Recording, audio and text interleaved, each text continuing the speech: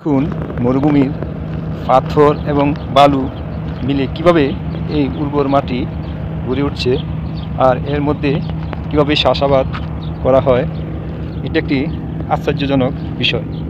আপনারা সরাসরি দেখুন যে আমরা মরুতে যে ভূমিটা দেখছি, এই ভূমির মধ্যে সম্পূর্ণটাই বালু এবং পাথর, কিন্তু এটার মধ্যে কিভাবে চাষাবাদ করা সম্ভব, এর একটিমাত্র কারণ এখানে প্রচুর পরিমাণে জৈব সার প্লান্টিংয়ের মাধ্যমে তৈরি করা হয়। এই জৈব সারটা প্লান্টিংয়ের মাধ্যমে তৈরি করে ক্ষেত প্রজেক্ট তৈরি করার পরে ওই প্রজেক্টগুলিতে 1 থেকে 2 ইঞ্চি 3 ইঞ্চি পরিমাণে এটা ছিটিয়ে দেওয়া হয়। তো এখন কথা হচ্ছে যে জৈব সারটা আসলে কি।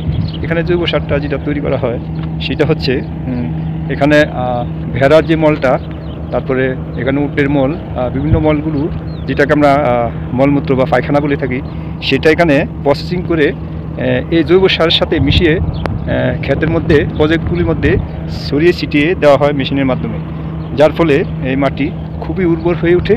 এমনকি এটার মধ্যে যখন পানি দেওয়া হয়, পানি দেওয়ার সাথে সাথে এটা আরও মানে উন্নত মানের একটি মাটিতে পরিণত হয়, যার ফলশ্রুতিতে এখানে উৎপাদন এতই ভালো হয় যে যা একটা হয়তো আপনি না দেখলে এটা এই বিষয়টি আপনি অনুধাবন করতে পারবেন না।